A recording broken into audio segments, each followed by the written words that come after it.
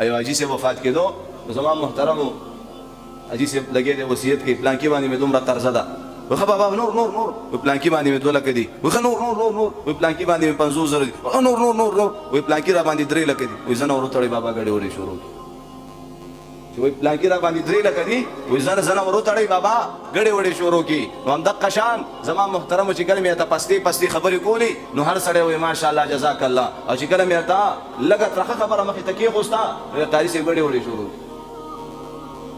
ور بشي خبر بشي چې هم د قشان د اختر ورځ را روانه ده تا ته ویل شوی دی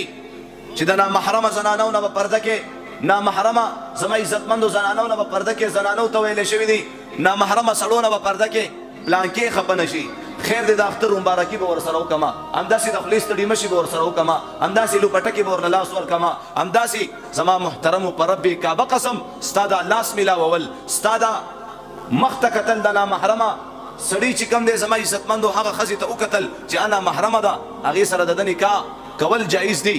هغه ته به نه ګوري ماما لور کاکا لور زما عزتمندو مامي شوله چاچي شوله دا ټولې هر سړی د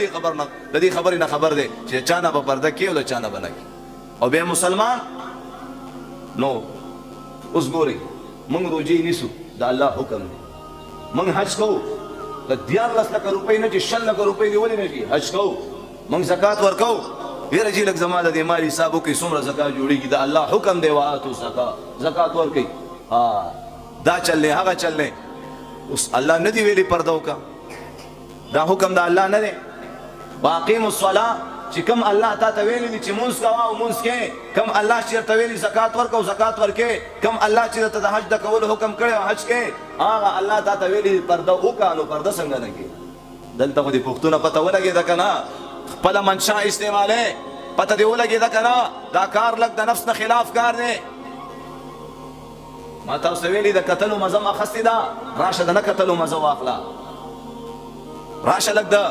رب چاهي زندګۍ باندې راشه د الله په چاهت باندې راشه په زړونو کې محبت اچولو والا ذات د الله ذات دی نو زما محترم وقل للمؤمنین یغضوا من ابصارهم مؤمنان سړي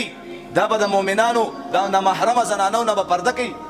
بلې سترګې به ښکته کوي دې خبره ورسېدې نو انشاءالله اهتمام به کوو که نه به کوو څوک خفه کېږي خوشحالېږي زما رب مانه راضي شي بس که ځان ته مسلمانان وایي ونیسئ ځانونه وکړه دغه غیرت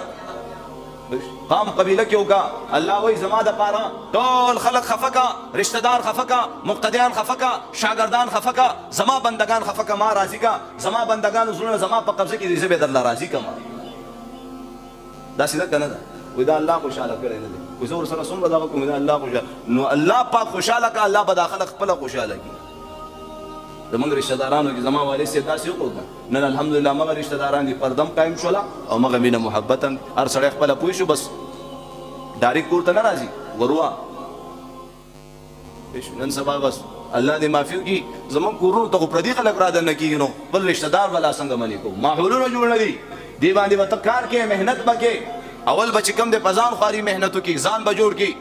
بیا به ورو ورو طریقې سره په خپل کور کې به کار شروع کړي بیا به رشته دارانو کې کار شروع کړي زما محترمو دا خبرې خو ستاسو سوي یم د ډېرو کمو کسانو وړه ته به پرېوتي یعنې اکثریت زنانه به مې مړه دا سوی لګیا دي لاهور یونیورسټي په دې کې یو طالب علم نو هغې باندې تبلیغ والا محنت وکړو لاړو 4 میاشتې ولګولې د لاهور په یونیورسټۍ کې به پاتې کېدو د یونیورسټۍ ماحول تاسو ته پته ده زما محترمو میل میلاپي یو مکس کاته وي جنکۍ الکان ټول یارانې دوستانې وي اوس دا جوړ شو چرته جوړ شو په دعوتو تبلیغ نو هغه نوجوان واپس هغه یونیورسټۍ ته راغی په هغه یونیورسټۍ کې د ده فرینډ چې کومه وه د ده کومه ملګرې وه هغه عیسایړه وه هغه چې کله دا وکتو نو په 4 میاشتو سره زما عزتمندو په دې نوجوان کې ډېره تبدیلی راغلی وه ګیره یې پرېښوستې وه زما عزتمندو کپړې لباس د محمد رسول الله د تعلیماتو مطابق جوړې کړې وي ژوند نو هغه سره ملاقات وشو دا نوجوان خو جوړ شوی و د په زړه کې یو غم او فکر لګېدلی و چې یاره دا عیسایړه ده دا زما ملګرې ده او که چېرته د ده ژوند الله پاک جوړ کو او دته چېرته د ایمان دولت الله ور نصیب کو همیشه دپاره به د جهنم د اور نه بچي جنت نو دا لګې دی واز او نصیحت کوي هغه غیر مسلم هغه عیسایانه داسې غوږ ایښودی د دې خبرو ته دو واز او نصیحت وکړو دوزخ جهنم قبر جنت او زما عزتمندو ماران لړمانان دا ټولې خبرې د هغه کرسچن زنانه مخې ته کېښوستی اوس د هغې سترګو نه اوښکې روانې دي دومره جاړي زما محترمو په الله یقین وکړئ ګړز هغه عیسایانې کلمه وویله مسلمانه شول نو اوس څه وایي واورئ اوس هغه عیسایانه څه وایي وایي ای نوجوانه ته په دې خبره مه خوشحالېږه چې ستا په واز او نصیحت باندې زما زندگی بدله شوله وایي ته اول نه چې راغلی وي تر اخري اینډ پورې ما ستا ته خیال و تا په دې دومره خبرو کې په دې دومره ساعت او وخت کې تا یو نظر ما ته ونه کته الله پاک فرمایي نامحرمه زنانه ستاسو مخې ته راشي نامحرمه نارینه ستاسو مخې ته راشي خپل نظرونه ښکته کوي نو ګوره مخکې ما ورته به کتل او اوس چې څلورو میاشتې ولګولي او د دې خبرو نه خبر شو هغه زنانه طرف ته یو نظر هم ور اوچت نه کړو نو هغه ورته وایي ستا د واز او نصیحت په ما دومره اثر نه و کړی څومره ستا د نه کتلو په ما اثر کړی